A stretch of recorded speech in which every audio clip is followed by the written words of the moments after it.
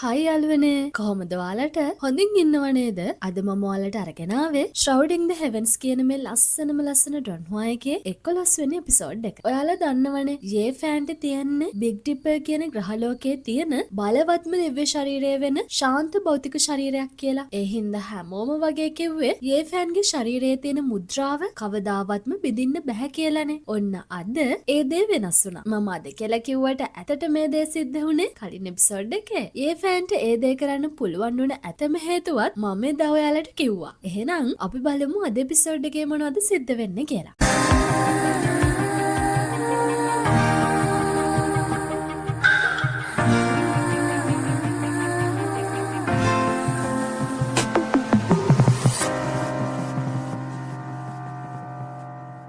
මේ වෙලාවේ ඒ ෆෑන්ගේ ඇඟෙන් විහිදෙන්නේ රත්තරන් පාට ආලෝකයක්. මොකද ඒ ෆෑන්ගේ කටුක මුහුද සාමාන්‍ය එකක් නෙවෙයිනේ. අනිත් කාරණාව තමයි ඒ ෆෑන්ට තියන්නේ රත්තරන් පාට මුහුදක්. කොහොම හරි ඒ ෆෑන් මේ කටුක මුහුද මට්ටම විවෘත කරා කියමුකෝ. හැබැයි සිහි ආවට පස්සේ තමයි ඒ ෆෑන් දැනගන්නේ එයා මොන වගේ කලබලයක්ද ඒ වෙලාවේ ඇති කරේ කියලා. මොකද ඒ ෆෑන් දන්නේ නැහැනේ එයා කටුක මුහුද විවෘත කරපු වෙලාවේ කරපු කලබලේ තරම. ඒ හින්දා ඒ ගැන ඒ ෆෑන්ට කියන්න නම් පැන්බෝ මතක කරන්නේ නැහැ. මේ සිද්ධ වුණ දේවල් එක්ක පැන්බෝ හොඳටම දන්නවා ඒ ෆෑන් අනිවාර්යෙන්ම කටුක මුහුද විවෘත කරා කියලා. ඒ හින්දා පැන්බෝ ඒ ෆෑන්ගෙන් අහනවා ඔයා කටුක මුහුද විවෘත කරා නේද කියලා. ඒත් යාළුවනේ ඒ ෆෑන් කටුක මුහුද මට්ටමට ආවට ඒ ෆෑන්ට නම් තාමත් විශ්වාස නැහැ එයා ඇත්තට මේ දේ කරාද කියලා. ඒ හින්දා ඒ ෆෑන් පැන්බෝට කියනවා ඒ ගැන නම් මට හරියටම කියන්න බෑ. මගේ කටුක මුහුද රත්තරන් පාටයි. ඒත් ඒක හරියට තලයටයක් වගේ ගොඩක් පුංචි. ඒත් පැන්බෝ නම් කියන්නේ පුංචි උනත් ලොකු උනත් ඒකත් කටුක මුහුදක්නේ. පැන්බෝ මෙහෙම කියලා මේ සුබ ආරංචිය වැඩිහිටි වුට කියන්න යන්න හැදුවත් යේ ෆෑන් පැන්බෝව නවත්තනවා. ඒත් ඒ ඇයි? ඒකට හේතුව තමයි යාළුවනේ යේ ෆෑන්ට වගේ ශරීරයක්. ඒ කියන්නේ ශාන්ත භෞතික ශරීරයක් තිබුණ එකම කෙනා යේ ෆෑන් නෙවෙයිනේ. ඒත් ඒ වගේ ශරීරයක් තිබුණ කිසිම කෙනෙක්ට අද වෙනකම්ම ශරීරයේ තිබ්බ මුද්‍රාව බිඳලා කටුක මුහුද මට්ටමට එන්න බැරි වුණා. ඒ හින්දා යේ ෆෑන්ට බයයි එයා අනිත් අයගේ ඉලක්කයක් වෙයි කියලා. ඒ හින්දා යේ ෆෑන් කියනවා මේ වගේ ශරීරයක් තිබුණ එකම කෙනා මම නෙවෙයි පැන්බෝ. ඒත් ඒ අයට ශරීරයේ මුද්‍රාව කඩන්න බැරි වුණා. ඒත් මට ඒ බාධකයක් බිඳලා දාලා කටුක මුහුද විවෘත කරන්න පුළුවන් වුණා. මේ ගැන අනිත් අය දැනගත්තොත් මම අනිවාර්යෙන් ලොකු කරදරයක වැටෙනවා. මම කටුක මුහුද විවෘත කරා තමයි. සමහර විට මට තවත් ඉස්සරහට යන්න බැරි වෙයි. යාළුවනේ යේ ෆෑන් කියන්නේ මෝඩ කෙනෙක් නෙවෙයිනේ. ඒ හින්දා එයා දන්නවා මේ ගැන බාහිර ලෝකයයි විශේෂයෙන්ම පුරාණ වංශවලයි දැනගත්තොත් එයා ගොඩක් ලොකු කරදරයක වැටෙනවා කියලා. ඔය අතරේ පැන්බෝ කියනවා හැම විශේෂ කෙනෙක්ටම දුෂ්කර කාලයක් යනවා. ඒක සාමාන්‍ය දෙයක්. ඔයා ඒ ගැන වැඩි හිතන්න එපා. පැන්බෝ යේ ෆෑන්ගේ හිත හදන්න කියලා හිතාගෙන මේ දේවල් කිව්වට යේ ෆෑන් හොඳටම දන්නවා මේ ගැන පුරාණ වංශවලයි දැනගත්තොත් එයා ලොකු අමාරුවක වැටෙනවා කියලා. ඒ හින්දා යේ ෆෑන් හදන්නේ තාවෝ ලියවිලි ඉගෙනගෙන ඉක්මනින් මෙයාගේ ශක්තිය වැඩි කරගන්න. මෙයාලා මේ විදිහට කතා කරන අතරේ නිකායේ තවත් තැනක ඉන්න ජේෂ්ඨ හන්ව හම්බ වෙන්න hän ෆෙයු ඇවිල්ලා. මෙයා මේ ඇවිත් තියන්නේ එදා පැන්බෝගෙන් හොඳටම ගුටි කාලේ වැඩ වරද්දගත් එකට වැඩිහිටි හන්ට හේතු කියන්න. ඉතින් hän ෆෙයු කියන්නේ නම් මේ වගේ දෙයක්. යේ ෆෑන් වල්ලගන්න තිබුණා. කොහෙද පැන්බෝ මැද්දට පැනලා හැම දෙම අවුල් කරානේ. hän ෆෙයු මේ විදිහට වැඩිහිටි හන්ට නිදහසට කරුණි කියලා ආපහු ඇවිල්ලත් උත්සාහ කරන්නේ යේ ෆෑන්ව අල්ලගන්න. ඉතින් අපි බලමු අද මොන වගේ දෙයක් සිද්ධ වෙයිද කියලා.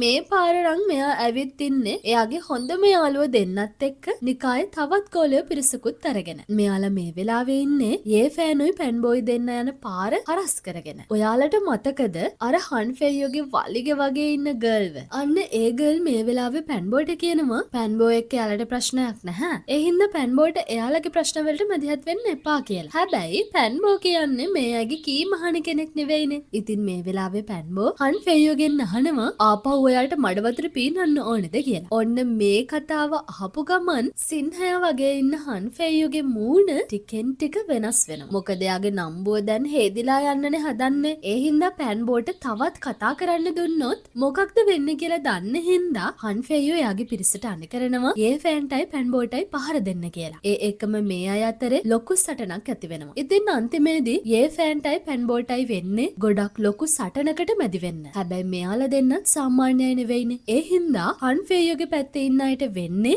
ඒ ෆෑන් ගෙනුයි පැන්බෝගෙනුයි අතින් හොද්දටම ගුටි කන්න. ඒ හින්දා හන්ෆේයෝයාගේ පිරිසට කියනවා දිව්‍ය රුවන් ඝනීභවනය කරලා ඒ ෆෑන්ටයි පැන්බෝටයි පහර දෙන්න කියලා. ඉතින් මෙයාලා ඒ ෆෑන්ව වට කරගෙන දිව්‍ය රුවන් ඝනීභවනය කරලා හදපු ආයුධ වලින් පැන්බෝටයි ඒ ෆෑන්ටයි එක දිගටම පහර දෙනවා. හැබැයි මේ වෙලාවෙම මෙතනට තවත් කෙනෙකුත් එනවා. ඒ තමයි යාළුවනේ නිකාය නායකතුමා. නායකතුමා මෙතනට ඇවිල්ලා මේ සටනත් නවත්තලා හන්ෆේයුටයි එයාගේ යාළුවන්ටයි බනිනවා. අමරණීය බීජයක් වුණ පැන්බෝට මේ විදියට පහර දුන්නට. ඒත් ඉතින් බොරු ගොතන්න දක්ෂ හන්ෆේයු නම් නායකතුමාට මේ වෙලාවේ තවත් බොරුවක් කියනවා. මෙයා කියනවා එයා ආවේ ඒ ෆෑන් එක කතා කරන්න විතරයි. ඒත් පැන්බෝ මැද්දට පැනලා එයාලට පහර දුන්නා කියලා. ඒත් ඉතින් හන්ෆේයු ගැන හොද්දටම දන්න හින්දාද කොහෙදෝ නායකතුමා මේ කතාව වැඩි ගණන් ගන්නේ නැහැ. එහෙමයි කියලා නායකතුමා හන්ෆේයුට දඩුවම් කරන්න යන්නෙත් නැහැ. ඒ වෙනුවට නායකතුමා කරන්නේ හන්ෆේයුටයි එයාගේ පිරිසටයි පුහුණු වීම කරන්න කියලා උපදෙස් දෙන එක. නායකතුමා හැම කරන්න හේතුව නම් කතාව ඉස්සරහදී ඔයාලට දැනගන්න ලැබේ. ඒ කොහොම වුණත් ඒ ෆෑන්වයි පැන්බෝවයි බේරගත්තේ නායකතුමානේ. ඒ හින්දා නායකතුමාටත් ස්තුති කරලා ඒ ෆෑනෝයි පැන්බෝයි එතනින් යනවා. මේ විදිහට දෙන්නත් එක්ක ඇවිදින අතරේ පැන්බෝ කියනවා හන් වාසගම දෙන අයගෙන් නම් මහ පුදුම වදයක් තියෙනවා. ආපහු එයාලව හම්බ වුණාම මම තව පාරක් යාට ගහනවා කියලා. පැන්බෝ කියන දේ අහගෙන හිටපු ඒ ෆෑන් නම් කියන්නේ හන් පවුලට නිකාය ඇතුලේ හොඳ පසුබිමක් තියෙනවා. අනිත් එක පරම්පරා ගානක් තිස්සේ හන් පවුලේ වැඩි හිටිය අය මේ නිකායට සම්බන්ධ වෙලා ඉන්නවා. විශේෂයෙන් මෙයාගේ මාමා. එයා හන් ෆෙයුට උදව් කරනවා. හැබැයි පැන්බෝ නම් මේ හන් පවුලට බය වෙන්නේ නැහැ වගේ. ඒ හින්දා පැන්බෝ ඒ ෆෑන්ට කියනවා අපිට කරදර කරන්න එන හැම කෙනෙක්ටම එයා පහර දෙනවා කියලා. මේ කතා බහ අස්සේ තවත් කෙනෙක් මෙතනට ඇවිත් පැන්බෝගේ ඔළුවට පාරක් ගහන ගමන් කියනවා මෝඩයා ප්‍රමාණවත් තරම් ශක්තියක් නැතුව අනිත් අයට ගහන්න ගියොත් ඔයාට ගුටි කන්න තමයි වෙන්නේ. මෙහෙම කියන ගමන් මෙතනට එන්නේ වැඩිහිටි වූ. මේ වෙලාවේ පැන්බෝට තියෙන ලොකුම ප්‍රශ්න වෙලා තිබුණේ හන් පවුලේ මෙච්චර කරදර කරද්දී නිකායේ කිසිම කෙනෙක් එයාලට විරුද්ධව කිසිම පියවරක් ගන්නෙ නැහැනේ. අන්න ඒ හේතුව මොකක්ද කියලා වැඩිහිටි වූගෙන් පැන්බෝ අහනවා. ඉතින් පැන්බෝ මේ ගැන වැඩිහිටි වූගෙන් ඇහුවම වැඩිහිටි වූ නම් කියන්නේ නිකාය ඇතුලේ වගේම නිකායෙන් පිටතත් හන් පවුලට තියෙන බලය හින්දා නිකාය ඇතුලේ එයාගේ පවුලේ බලය ගොඩක්ම වැඩි කියලා. ඒ වගේම වැඩිහිටි වූ කියනවා නීතිය තියන්නේ ශක්තිමත් කෙනාගේ ළඟ හින්දා පැන්බෝට නීතිය වෙනස් කරන්න ඕනේ නම් ශක්තිමත් වෙන්න කියලා. ඉතින් ශක්තිය කියන වචනේ අහපු ගමන් මේ වෙලාවේ පැන්බෝට දෙයක් මතක් වෙනවා. ඔයාලට මතක ඇතිනේ ඒ ෆෑන්ට කටුක මුහුද මට්ටමට එන්න පුළුවන් උනේ මේ නිල් පාට ඖෂධ දියරවල උදව්වෙන් කියලා. ඒත් ඉතින් නැත්තම කතාව තමයි ඒ ෆෑන්ගේ කටුක මුහුද වටේට තිබුණ ලෝහ වගේ ආවරණය බිඳලා දාන්න පුළුවන් උනේ ඒ ෆෑන් එදා ආහාරය ගත අධිරාජ්‍ය ඵලය හින්දා. මොකද ඒ වෙලාවේ කටුක මුහුදු ආවරණය අධිරාජ්‍ය ඵලතුර හින්දා විනාශ වෙලා යන්න ඔන්න මෙන්න තමයි තිබුණේ. ඒත් මේ නිල් ඖෂධ දියර වලින් සිද්ධ වුණේ ඒ ආවරණය බිඳින්න පුංචි උදව්වක් දීපු එක විතරයි. මේ ගැන නම් මේ වීඩියෝ එක බලන ඔයාලා දන්නවා.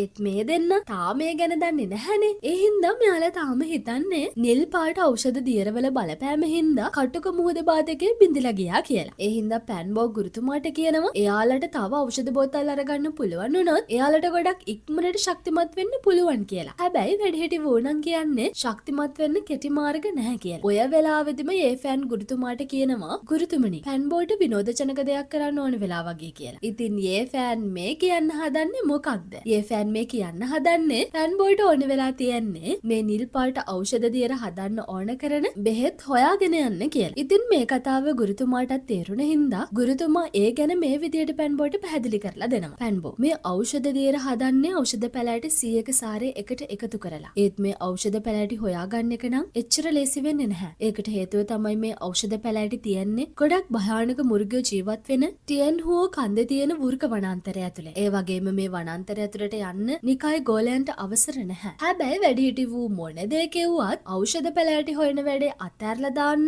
ඒ ෆෑන් නම් කැමති වෙන්නේ නැහැ. ඒත් ඉතින් මේ භයානක මුර්ගයෝ එක්ක සටන් කරන්න ඒ ෆෑන්ට පුළුවන් වෙයිද? ඔයාලා දන්නවනේ කටුක මුහුද මට්ටමට ආපු කෙනෙක්ට දිව්‍ය රුවන් ඝනීභවනය කරලා ආයුධ හදන්න පුළුවන් කියලා. ඒ ෆෑන් දැන් ඉන්නේ කටුක මුහුද මට්ටමේ. ඒ හින්දා ඒ ෆෑන් ගුරුතුමාගෙන් අහනවා දිව්‍ය රුවන් ඝනීභවනය කරලා ආයුධ හදන්නේ කොහොමද කියලා. ඉතින් දිව්‍ය රුවන් ඝනීභවනය කරලා කඩු ටිකක් ඝනීභවනය කරන ගමන් වැඩිහිටි වූ කියනවා දිව්‍ය රුවන් ඝනීභවනය කරලා හදන ආයුධ ගොඩක් ශක්තිමත් කියලා. ඒ වගේම වැඩිහිටි වූ කියනවා කෙනෙක්ගේ ශක්තිය කටුක මුහුද මට්ටමට වඩා වැඩි නම් එයාට Taman කැමති විදිහකට විදිහකට දෙවිවරුන් ගණීභවනය කරන්න තමන් කැමති විදිහකට ආයුධ පාලනය කරන්නත් පුළුවන් කියලා. මේ කතාවත් මෙහෙම ඉවර වුණාට පස්සේ නිකාය තවත් තැනකට වෙලා ඒ ෆෑන් කල්පනා කර කර ඉන්නවා. යාළුවනේ ඒ ෆෑන් හොඳටම දන්නම එයාට ගොඩක් ඉක්මනට ශක්තිමත් වෙන්න වෙනවා කියලා. මොකද හැමදාම වගේ පැන්බෝගෙන් උදව් ගන්නත් බැහැනේ. ඉතින් ඒ ෆෑන් මේ විදිහට කල්පනා කරන වෙලාවේ ඒ ෆෑන්ව අල්ලගන්න හදන කෙනෙක් නිකාය තවත් තැනක ඉන්නවා. ඒ තමයි යාළුවනේ වැඩිහිටි හන්. ඉතින් මේ වෙලාවේ හන් ෆෙයෝ වැඩිහිටි හන් එක්ක එකට එකතු වෙලා